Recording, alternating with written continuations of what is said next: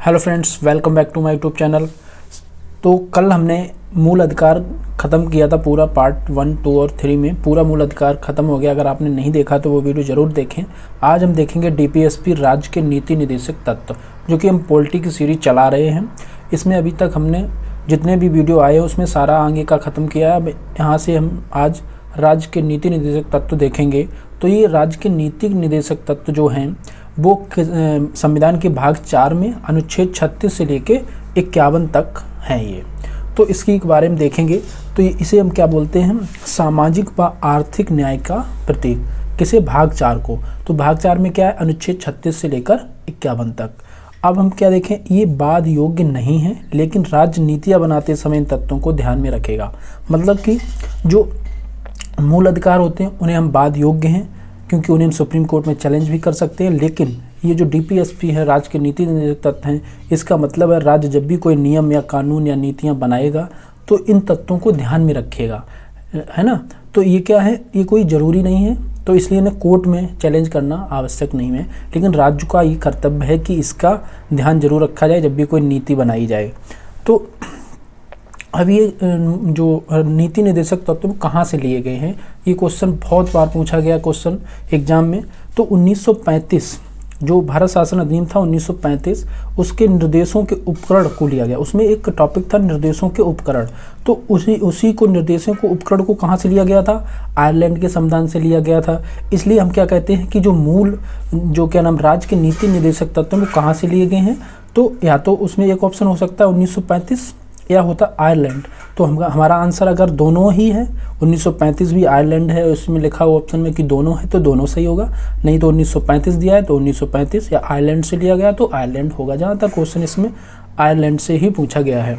तो इनकी प्रकृति कैसी है, सकारात्मक है, जबकि मूल अधिकार की प्रकृति कैसी थी, नकारात्मक, क्योंकि वे राज्य के विरुद्ध में थे। ये राज्य के सकारात्मक हैं, राज्य के लिए चाहे तो राज्य करे, ना चाहे तो ना भी करे। तो अब हम देखेंगे जो 36 से 51 तक है, तो इसका पहला अनुच्छेद है किसका, राज्य के नीति निर्देशक तत्व डीपीएसपी का। तो अनुच्छेद 36 है। तो अनुच्छेद 36 में क्या लिखा है, अनुच्छेद 36 जो है वो राज्य शब्द को परिभाषित करता है। अब आप कहोगे कि हमें जब मूल अधिकार बताया था तो मूल अधिकार में अनुच्छेद 12 भी बताया था कि राज्य शब्द को परिभाषित करता है। तो फिर दोनों में अंतर क्या है, क्यों लिखा गया। तो इसमें जो अनुच्छेद 36 में क्या है, तो इसमें क्या है, भाग 4 में राज्य शब्द का वही अर्थ है जो भाग 3 के अनुच्छेद 12 में है। मतलब 36 में जो राज्य शब्द का अर्थ है वो सेम है जो कि अनुच्छेद 12 में है। तो ये था अनुच्छेद 36 के लिए इतना लिखा है बस। उसके बाद देखेंगे अनुच्छेद 37 में क्या है। अनुच्छेद 37 में डीपीएसपी वाद योग्य नहीं है। ये बात लिखी है कहाँ पे, अनुच्छेद 37 में लिखी है कि राज्य के नीति निर्देशक तत्व जो हैं वो वाद योग्य नहीं है, इन्हें कोर्ट में चैलेंज नहीं किया जा सकता है। और इसमें क्या है, राज्य नीतियाँ बनाते समय इन तत्वों को ध्यान में रखेगा। ये दोनों बातें कहाँ लिखी हैं, अनुच्छेद 37 में लिखी गई हैं। उसके बाद देखते हैं अनुच्छेद 38। अनुच्छेद 38 में क्या है, राज्य इस प्रकार की व्यवस्था का निर्माण करेगा जिससे सामाजिक, आर्थिक और राजनीतिक न्याय की प्राप्ति की जा सके। तो ये चीज़ बार बार पूछी जाती है कि सामाजिक, आर्थिक और राजनीतिक न्याय कहाँ, शब्द जैसे शब्द कहाँ उल्लेख है इनका। तो इनका जो भाग 4 है डीपीएसपी उसके अनुच्छेद 38 में है। और ये और कहाँ है दूसरी जगह पे, तो जब हमने प्रस्तावना का टॉपिक पढ़ाया था तो उसमें भी बताया था कि सामाजिक, आर्थिक और राजनीतिक न्याय ये कहाँ थे, ये प्रस्तावना में भी थे। तो ये दोनों जगह पे हैं। उसके बाद देखेंगे अनुच्छेद 39। अनुच्छेद 39 के कई भाग हैं। तो इसका जो पार्ट 1 है अनुच्छेद 39 का, उसमें क्या है, उसमें राज्य सभी स्त्री व पुरुषों को आजीविका प्राप्त करने का अवसर उपलब्ध कराएगा। मतलब ये आजीविका मतलब, तो इसके अंतर्गत काम भी राज्य ने किया है। आजकल जो फूड सेफ्टी चल रहा है, जिसके अंतर्गत हर व्यक्ति को, जो भी गरीब है, मतलब पॉवर्टी लाइन बिलो है, तो उसे क्या मिलता है, आजीविका मिलता है, फूड मिलता है हर गाँव में। तो ये इसी राज्य के नीति निर्देशक तत्व के अनुच्छेद 39 के तहत ही है। और इसमें क्या है, भाग 2 इसकी का अनुच्छेद 39 में जो भाग 2 मतलब उसमें दूसरा भाग लिखा है, वो क्या लिखा है, राज्य मानवीय और भौतिक संसाधनों का आवंटन इस तरह से करेगा जिससे कि अधिकतम लोगों का कल्याण हो। मतलब राज्य कोई भी चीज़ें बांटेगा, उनका कुछ भी करेगा, तो मतलब राज्य को ये ध्यान रखना कि ज़्यादा से ज़्यादातर लोगों का उसमें क्या हो, कल्याण हो। नंबर 3 में क्या है, राज्य आर्थिक संसाधनों का आवंटन इस तरह से करेगा जिससे कि केंद्रीकरण ना हो, मतलब कि विकेंद्रीकरण रहे उसमें। और सभी स्त्री व पुरुषों को समान कार्य के लिए समान वेतन दिया जाएगा। ऐसा कहाँ लिखा है? अनुच्छेद 39 की धारा 4 में लिखा है। 5वां में क्या है? राज्य स्त्रियों व पुरुषों को ऐसे कार्य नहीं करने देगा जो उनके स्वास्थ्य के खिलाफ हों, जो उनकी आयु के विरुद्ध हों, बच्चों की सुकुमार अवस्था का ध्यान रखेगा। ऐसा भाग 5 में है, किसके? अनुच्छेद 39 की धारा 5 में है ये चीज़। तो मतलब स्वास्थ्य के खिलाफ हो तो कई राज्यों ने शराबबंदी और कई प्रकार के नशों पर रोक लगाई है, वो किसी अनुच्छेद के अंतर्गत। तो अनुच्छेद 39 की धारा 5 के अंतर्गत, मतलब अनुच्छेद 39 बहुत ज़्यादा इंपॉर्टेंट है। और जो छठा है इसकी धारा, उसमें क्या है? राज्य बच्चों को ऐसा वातावरण उपलब्ध करवाएगा जिससे वे अपने व्यक्तित्व का विकास कर सकें। तो ये चीज़ दे रखी है अनुच्छेद 39 की धारा 6 में। और अनुच्छेद 39 का जो बी पार्ट है और सी पार्ट है, उसमें क्या लिखा है? ये 15th संविधान संशोधन में जोड़ा गया है, 31 सी से जो लिया है। तो वो कहेगा कि ये चीज़ दोनों में प्राथमिकता किसे दी जाए, अनुच्छेद 39 को या 31 सी को। तो इसमें क्या है? अनुच्छेद 39 बी और सी को अनुच्छेद 14 और अनुच्छेद 19 पर, और अनुच्छेद 39 बी व सी को प्राथमिकता दी जाएगी। मतलब इन दोनों में किसे प्राथमिकता दी जाएगी, क्योंकि दोनों में सेम बात है। तो इसका मतलब जो अनुच्छेद का 39 जो है उसका बी और सी को प्राथमिकता दी जाएगी। उसके बाद देखेंगे अनुच्छेद 40। अनुच्छेद 40 में क्या है? राज्य ग्राम पंचायतों की स्थापना को बढ़ावा देगा। मतलब राज्य क्या करेगा? ग्राम पंचायतों की स्थापना करेगा, वो की गई हैं, जिसके लिए ग्राम स्वराज शब्द जो कहाँ से लिया गया था?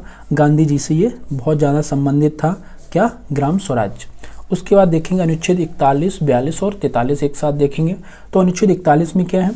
काम और इसमें शिक्षा और लोक सहायता, इस पे बात की गई। अनुच्छेद 42 में मानवोचित दशाएं उपलब्ध कराएगा राज्य, और प्रसूति सहायता देगा राज्य। उसके बाद जीवन 43 में है, जीवन निर्वाह योग्य राज्य वेतन उपलब्ध करवाएगा।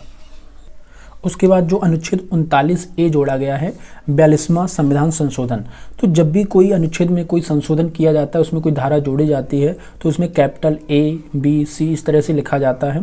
तो इसमें जो संशोधन किया गया है 42वां संविधान संशोधन, उसमें 39A जोड़ा गया है। तो इसमें क्या है? राज्य सभी लोगों को निःशुल्क न्याय और विधिक सहायता उपलब्ध कराएगा। ये बहुत ज़्यादा इंपॉर्टेंट है, अभी करंट में भी है कि राज्य क्या करेगा? निःशुल्क न्याय और विधिक सहायता, मतलब जो वकील या फिर उसकी कानूनी सहायता उसे उपलब्ध करवाई जाएगी। तो ये चीज़ जो 1987 में इसके लिए क्या क्या सरकार ने किया है, राज्य ने, तो वो 1947 में एक नलसा एक्ट आया 1995 में, जो कि 1987 में आया था और वो लागू कब हुआ? 1995 में। तो इसे बोलते हैं नलसा, मतलब national legal service authority act. तो 1995 में ये आया, और इसी ये नेशनल लेवल पर है, और स्टेट लेवल पर होता है SALSA, state legal service authority act. उसी बार डिस्ट्रिक्ट लेवल पे भी होता है डलसा।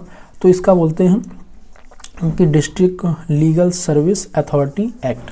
तो ये चीज़ें बनाई हैं सरकार ने अनुच्छेद 39A में जो परिवर्तन किया है उसी के तहत। और इनके संरक्षक भी हैं। नलसा का जो संरक्षक होता है वो कौन होता है? नलसा के संरक्षक होते हैं सुप्रीम कोर्ट के CJI होते हैं। और जो नलसा के अध्यक्ष होते हैं वो कौन होते हैं? सुप्रीम कोर्ट के दूसरे वरिष्ठतम जो जज हैं वो होते हैं क्या? नलसा के अध्यक्ष। उसके बाद हम देखेंगे अनुच्छेद 43A, ये जोड़ा गया है 42वें संविधान संशोधन में ही। तो राज्य उद्योगों के प्रबंधन में कार्मिकों की भागीदारी को सुनिश्चित करेगा।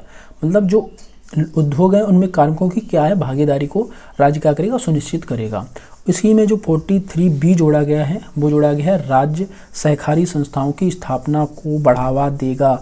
ये जोड़ा गया है 19/7/2012 के संशोधन में। तो ये राज्य जो है सहकारी संस्थाएं, जो बहुत सारे लोग समूह में मिलकर जो संस्थाएं चलाते हैं, उनको राज्य क्या करेगा? बढ़ावा देगा। ऐसा अनुच्छेद 43B में दिया गया है। उसके बाद देखेंगे अनुच्छेद 44, जिसमें क्या है? राज्य UCC जो बोलते हैं, कॉमन सिविल कोड। तो राज्य समान नागरिक संहिता की स्थापना करेगा, और इसके लिए राज्य ने व्यवस्था करी है। समान नागरिक UCC कई राज्यों में लागू हुआ है और धीरे धीरे पूरे देश में लागू हो जाएगा। उसके बाद हम देखेंगे अनुच्छेद 45। तो अनुच्छेद 45 में राज्य 6 वर्ष से कम आयु के बच्चों के लिए पूर्व प्रारंभिक शिक्षा और उनकी बाल्यावस्था की देखभाल की व्यवस्था करेगा। तो ये अनुच्छेद 45 में, इसमें भी कुछ संशोधन किया गया है 86/2002 में। 86 संविधान संशोधन 2002 में क्या किया गया है, राज्य 6 से 14 वर्ष के बच्चों के लिए निःशुल्क व अनिवार्य प्राथमिक शिक्षा प्रावधान करेगा। तो ये अनुच्छेद 21A की धारा में मूल अधिकार के रूप में इसे बनाया गया था। इस संशोधन द्वारा इसे हटा दिया गया, मतलब यहाँ से इसे हटा के कहाँ डाल दिया गया, मूल अधिकार में, क्योंकि मूल अधिकार वाद योग्य हैं, उन्हें सरकार को लागू करना जरूरी है। तो यहाँ से जो ये संशोधन हुआ और उसे कहाँ डाल दिया गया, अनुच्छेद 21A में, मूल अधिकार में। उसके बाद देखेंगे अनुच्छेद 46। अनुच्छेद 46 में क्या है, सुप्रीम वो SC और ST, शेड्यूल कास्ट और शेड्यूल ट्राइब, समाज के दुर्बल वर्गों के लिए शिक्षा की व्यवस्था करेगा। मतलब राज्य क्या करेगा, ऐसे दुर्लभ वर्गों के लिए शिक्षा की व्यवस्था करेगा। और जो 47 है, अनुच्छेद 47 है, उसमें क्या है, उसमें है, इसमें दो भागों में से डिवाइड करेंगे। तो इसमें तो एक है प्राथमिक कर्तव्य और मादक पदार्थ के सेवन पर रोक लगाएगा राज्य। और प्राथमिक कर्तव्य में क्या है, राज्य जीवन स्तर में सुधार करेगा, पोषाहार में सुधार करेगा और स्वास्थ्य में सुधार करेगा। ऐसा अनुच्छेद 47 में है। अनुच्छेद 48, राज्य कृषि और पशुपालन में सुधार हेतु उन्नत तकनीकों का उपयोग करेगा। मतलब राज्य क्या करेगा, नई नई टेक्निक लाएगा कृषि में और पशुपालन में, तो वो किया है, उसमें कई तकनीकें आई हैं। राज्य पशुओं विशेषकर गाय के वध पर रोक लगाएगा, तो ये बहुत इंपॉर्टेंट है, जो गाय के वध पर रोक लगाएगा वो किस अनुच्छेद में है, तो वो है अनुच्छेद 48 में। उसके बाद एक इसमें संशोधन किया गया है और इसमें 42वें संविधान संशोधन 1976 द्वारा राज्य पर्यावरण का संरक्षण करेगा और वन व वन जीवों की रक्षा करेगा। इसी 48A में 48 अनुच्छेद में संशोधन करके उसमें धारा जोड़ेगी 48A। तो इसमें ये दिया है, राज्य पर्यावरण का संरक्षण करेगा और वन व वन जीवों की रक्षा करेगा। उसके बाद अनुच्छेद 39 में है कि राज्य का कर्तव्य है कि वो विरासतों को, राष्ट्रीय महत्व के स्थानों को संरक्षक प्रदान करेगा, मतलब संरक्षण प्रदान करेगा। किसी राज्य का ये कर्तव्य होगा कि जो भी विरासतें हैं हमारी, जो भी राष्ट्रीय महत्व के स्थल हैं, उनका संरक्षण प्रदान करेगा। जैसे लाल किला हो गया, ताजमहल हो गया, और भी बहुत सारे ऐसे स्थल हैं जिनका हमें संरक्षण प्रदान करना चाहिए। ऐसा राज्य, ऐसा अनुच्छेद 49 में है। अनुच्छेद जो 50 है उसमें क्या है, राज्य कार्यपालिका और न्यायपालिका को अलग अलग करेगा। मतलब कार्यपालिका और न्यायपालिका क्या होगी, अलग अलग होगी। ऐसा अनुच्छेद 50 में है। उसके बाद हम देखेंगे अनुच्छेद 51। अनुच्छेद 51 में इसे कई धाराओं में बांटा गया है। तो इसमें क्या है, भारत अंतर्राष्ट्रीय शांति और सुरक्षा को बढ़ावा देगा। ऐसा अनुच्छेद 51 में कि जो अंतर्राष्ट्रीय शांति है और सुरक्षा, उसको राज्य क्या करेगा, बढ़ावा देगा। भारत सभी राष्ट्रों के मध्य सम्मानजनक और न्याय संगत व्यवहार को बढ़ावा देगा। मतलब सभी राष्ट्रों के साथ अच्छा व्यवहार करना चाहिए। उसके बाद क्या है, इसमें भारत अंतर्राष्ट्रीय संधियां और समझौते की पालना को बढ़ावा देगा। मतलब जो भी अंतर्राष्ट्रीय संधियां हुई हैं या समझौते हुए हैं उन्हें पालन करेगा।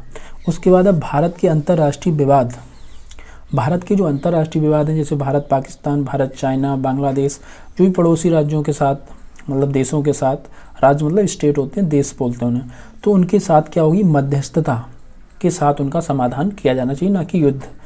तो यहाँ पे क्या, इस अनुच्छेद 51 को, इस अनुच्छेद कौन से 51 को विदेश नीति का आधार कहा जाता है, क्योंकि इसमें सारी अंतर्राष्ट्रीय सीमाएं, उनके साथ संबंध और उनके साथ जो भी हैं, तो इसे क्या बोले जाते हैं, अंतर्राष्ट्रीय विदेश नीति का आधार कहा जाता है। फिर उसके बाद एक बाद आता है